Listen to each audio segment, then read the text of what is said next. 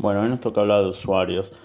Todos conocemos los usuarios, todos sabemos que no podríamos vivir hoy por hoy sin usuarios, todos tenemos usuarios los cuales utilizamos. Parece fácil, creas un usuario, te logueas, accedes a una página, a un servicio, a una computadora y hasta ahí está todo bien. El problema está desde el punto de vista del técnico, cómo manejar esos usuarios para que representen algo que sea seguro.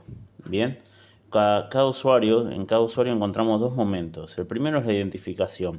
Uno cuando llega tiene que decir quién es. Eso todo lo conocemos, es el nombre de usuario o ID o como lo quisiéramos llamar. El segundo momento, muy importante, es la autentificación. Para que una computadora, servicio o lo que sea entienda que somos quienes somos, nos tenemos que autentificar. ¿Cómo es la manera más común de autentificarnos? Es a través de una contraseña o password. También hay formas de autentificarnos con elementos biométricos, puede ser huella digital, puede ser voz, puede ser reconocimiento facial, pero generalmente hoy nos manejamos 100%, no 100%, 95% con contraseñas. Hay que entender cuáles son los tipos de usuarios. ¿Está bien? El que nosotros creemos que todos conocemos, el principal, es el usuario personal. ¿Y qué identifica a una persona? A una persona dentro de un sistema. Ese sistema puede ser un sistema web o puede ser una computadora o lo que sea. Quiere decir que nosotros somos la persona que se va a autentificar y va a entrar. Pero también, ¿no? Hay algunos casos, por ejemplo, cuando es una empresa, cuando es una organización, que muchos usuarios, muchas personas necesitan utilizar un usuario. Imagínense el usuario, no sé, de una empresa que está ofreciendo productos en Instagram, Facebook o donde sea. Quizás muchos necesiten acceder a ese usuario.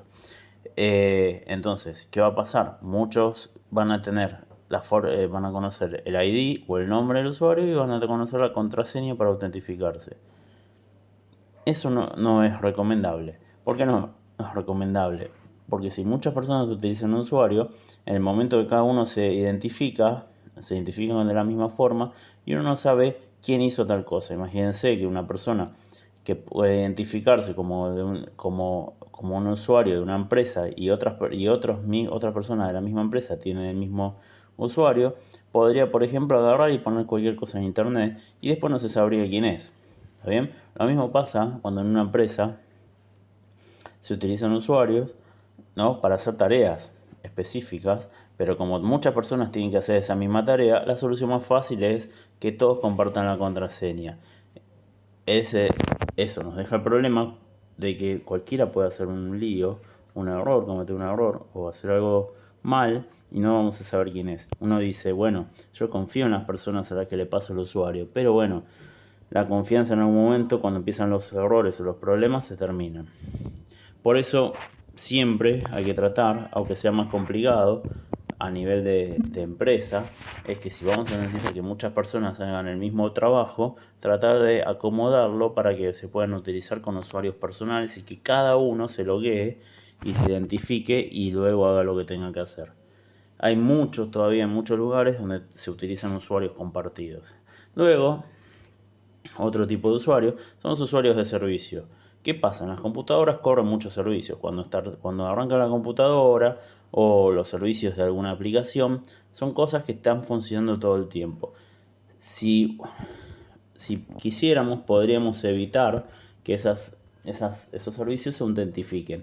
Pero sería una falla de seguridad, porque no le estaríamos dando al menos una protección de un password. Entonces tiene que tener un usuario y una autentificación. Pero ese usuario y autentificación no está asociado a una persona. Entonces, si no está asociado a una persona, lo llamamos de otra forma, lo llamamos usuario de servicio. ¿Qué significa usuario de servicio? Que va a representar un servicio y va a tener una password que va a autentificar a ese usuario en un sistema. ¿Qué pasa? Siempre tiene que haber una persona que sea el tutor o el encargado de ese usuario. Pero no por eso significa que la password la tienen que saber todos. Es más, si es posible hacerlo automáticamente, ni siquiera la persona que es el encargado de ese usuario tendría que saber la password. También podemos clasificar a los usuarios por dónde nos encontramos. Puede haber usuarios locales. ¿Cuáles son el ejemplo más claro de usuarios locales? Cuando ustedes instalan una computadora y crean un usuario local para entrar a esa computadora. Pero si nosotros agarramos ese usuario y lo utilizamos fuera de la computadora donde lo creamos, no va a servir de nada, no lo va a reconocer. Luego tenemos los usuarios que más conocemos, que son los usuarios web.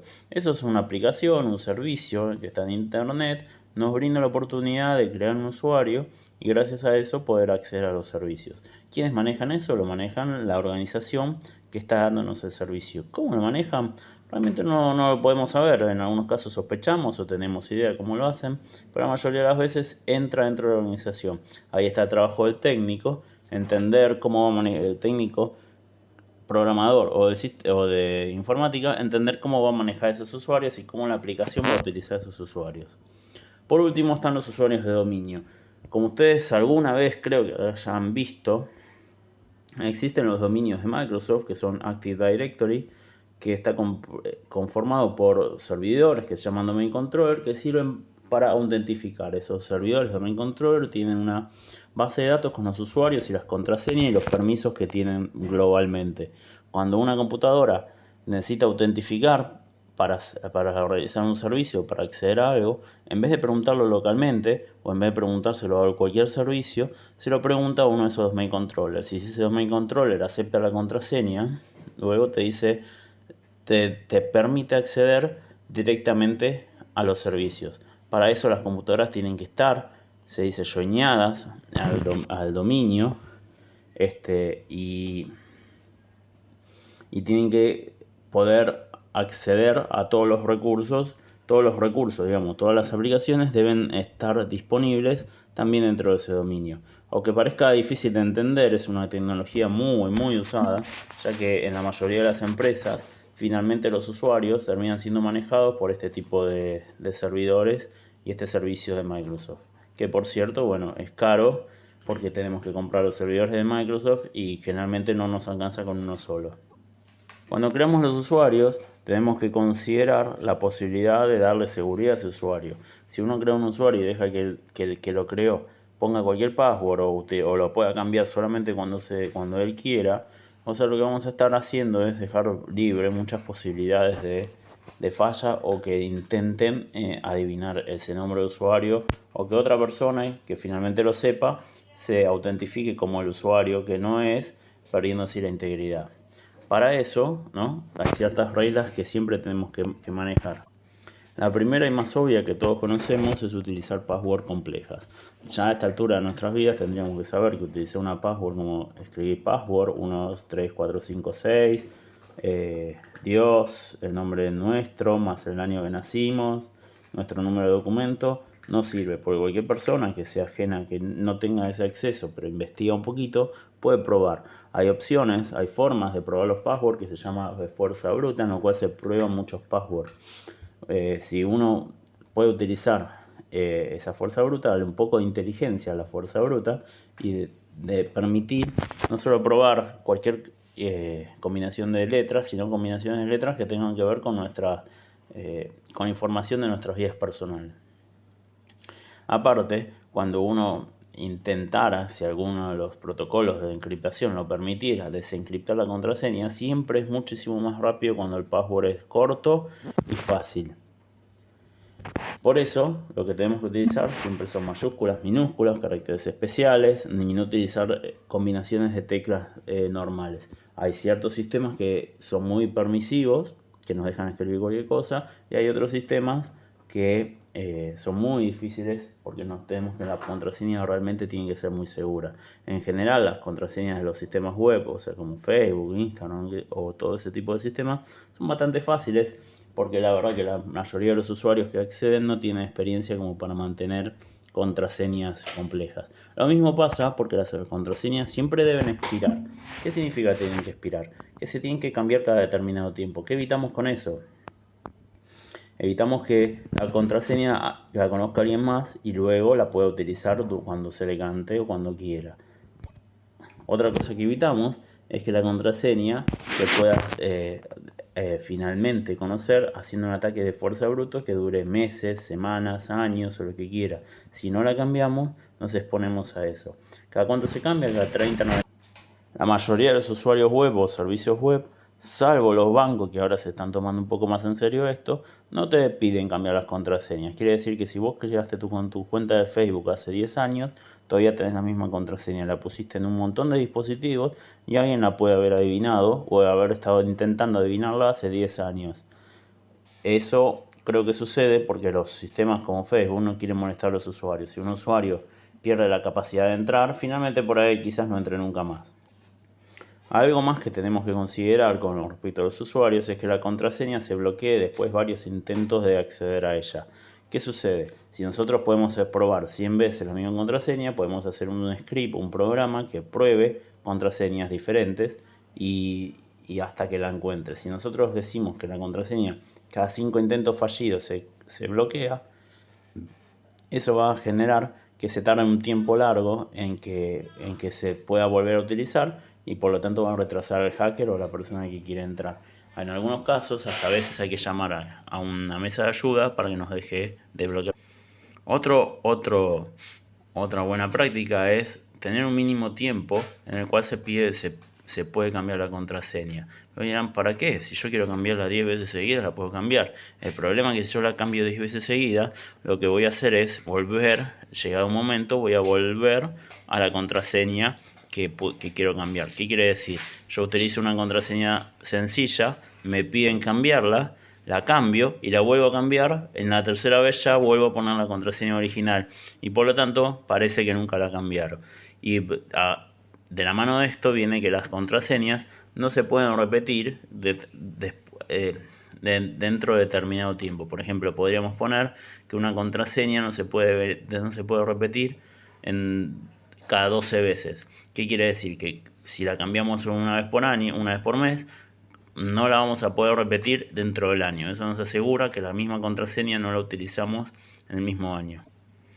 Así como hablamos de contraseñas y cómo cuidar los usuarios, esto viene de la mano de encriptación. ¿Qué es la encriptación? Nosotros ya lo hablamos varias veces. La encriptación es cuando tomamos un texto en forma plana y le aplicamos un algoritmo o algo que lo cambie y lo transforma en algo que no se puede leer. Luego, a través de ese mismo algoritmo, utilizándolo en forma inversa o a través de una clave, lo que hacemos es transformar ese algoritmo, ese texto ilegible, en algo que podemos leer. Ustedes esto ya lo conocen, lo que pasa es que tenemos que empezar a hablar un poquito más de encriptación, porque generalmente se puede dividir en dos grandes tipos de encriptación. Una es la simétrica. En la encriptación simétrica tenemos un emisor que genera un mensaje y a ese algoritmo le agregamos una clave, una key, una llave. Esa clave lo que hace es lo modifica de una forma para poder encriptarlo. Y el algoritmo de desencriptación solo lo va a poder desencriptar y que llegue al resultado original si aplicamos la misma llave. ¿Por qué simétrica? Porque usamos la misma, o sea que usamos la misma llave, la misma password, la misma clave para encriptar tanto como para desencriptar. Parece sencillo, es como todos lo imaginamos, pero también existe la encriptación asimétrica. Acá la cosa se pone un poco más complicada, pero también más interesante. Acá tenemos dos tipos de claves. Estas claves, una se llama clave privada y clave pública. Lo importante que tenemos que entender para entender cómo funciona esto es que siempre una clave desencripta a la otra. No podemos desencriptar un mensaje con la misma clave. ¿Qué quiere decir? Si yo encripté con la clave pública, no la voy a poder desencriptar con la clave pública. Solamente voy a poder desencriptar con la clave privada. O sea, una clave desencripta a la otra. Esto es parte del algoritmo que se inventó y se diseñó de esta forma. Parece que nos viene a complicar la vida, pero en realidad nos trae un par de ventajas. Por ejemplo, el cifrado de clave pública. ¿Qué significa? Que nosotros, para cifrar un mensaje que queremos que vaya oculto y nadie lo pueda leer, vamos a cifrar nuestro mensaje con nuestra clave pública. ¿Bien?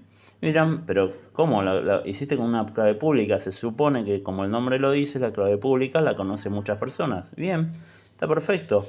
El mensaje va a viajar encriptado, pero ¿quién solo lo va a poder desencriptar? Solo lo va a desencriptar la clave privada que está asociada a esa clave pública. ¿En qué nos favorece eso? Nos da la oportunidad que solo lo van a poder desencriptar quienes tengan la clave privada, o sea, quienes nosotros hayamos elegido para que la pueden desencriptar. ¿Y quiénes pueden encriptar? Bueno, cualquiera que tenga la clave pública. O sea, es más fácil encriptar que desencriptar, porque solo va a desencriptar quien tenga la clave privada.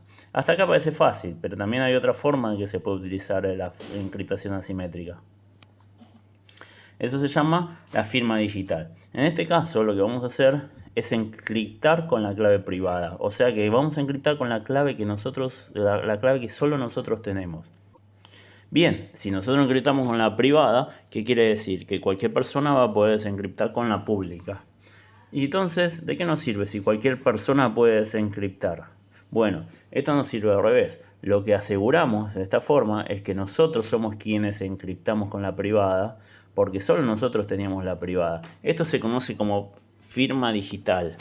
Lo que logramos es que todas las personas que logran desencriptar la clave con la pública están seguras que solo yo la pude encriptar, que soy yo quien realmente la está generando, porque la encripté con la clave privada que solamente tenía yo. Obviamente está de más decir que si se compromete la clave privada vamos a tener un problema bárbaro, porque cualquiera se va a poder hacer pasar por nosotros. Es como si nos robaran el documento.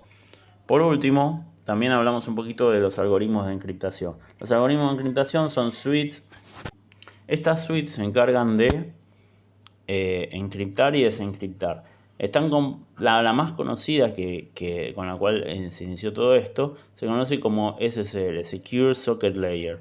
Esta es una tecnología que se inició para poder encriptar y es la más conocida. Generalmente se dice que se encripta con SSL, aunque la verdad que ya a esta altura la encriptación como SSL, aunque tenga 3 versiones, ya está comprometida en las 3 versiones y no es recomendable ni siquiera en la última. SSL lo que hace es negocia un algoritmo de encriptación, o sea, qué algoritmo vamos a usar, qué algoritmo vamos a aplicar sobre los datos, intercambia las claves, ¿está bien? Y después intenta un cifrado de modo simétrico. Para usar SSL y también la otra que vamos a saber que se llama TLS, se utilizan varios algoritmos, ¿está bien? Como RCA, DCA, se utiliza hash seguro, MD5, RC2, RC4, DES y AES. Son todos algoritmos. Si ustedes quieren conocer más sobre esos algoritmos, lo pueden buscar en internet sobre la información oficial. Realmente cada algoritmo explica cómo funciona y por qué es seguro utilizarlo. Cómo funciona cada uno es bastante complejo. No estamos muy lejos de poder entenderlos o de poder aprenderlos acá. Pero si a ustedes les interesa conocer algunos, se puede investigar un poquito. Así como yo les decía que SSL ya no debería usarse porque está comprometida, mientras existía SSL apareció TLS, que se llama de otra forma, pero es más o menos lo mismo. Es una suite es una suite de programas y de algoritmos que permiten la encriptación. Esta se llama TLS, Transport Layer Security, y tiene 3 versiones básicamente, en realidad 4, que es 1.0, 1.1 y 1.2. Hoy por hoy tenemos que decir que 1.0 y 1.1 ya no se deberían usar, porque ya se ha demostrado que al pasar de los años puede ser desencriptada. La que se puede utilizar, a partir de la cual se puede utilizar, es 1.2, la cual se entiende que puede ser desencriptada, pero es bastante complejo. Ya existe una versión que es 1.3, pero no todos los sistemas operativos y no todos los software pueden utilizarla, pero sí, hoy por hoy sería lo más seguro. En el apunte también les dejo varias información sobre diferentes ataques, ¿no?, que se pueden hacer para romper estas encriptaciones. La idea es entender un poquito cómo funcionan. La verdad que los ataques son muy complejos, pero si ustedes quieren conocer cómo funciona cada uno de estos ataques, lo que tendríamos que hacer primero es centrarnos en qué tipo de encriptación se refieren. Por ejemplo, si atacan SSL versión 2, tenemos que entender cómo funciona SSL versión 2 y ver cuál es ese ataque con el cual al pasar del tiempo alguien descubrió que podía romper la encriptación que se generaba a través de SSL versión 2. Por eso siempre va a seguir avanzando y vamos a tener nuevas versiones, ¿no?, de, de algoritmos de encriptación o de switches de encriptación, porque si no, al pasar el tiempo van a ser rotas, pero generalmente van saliendo nuevas y más complejas y más grandes, con más cantidad de bits para encriptar, que al final nos permiten estar seguros.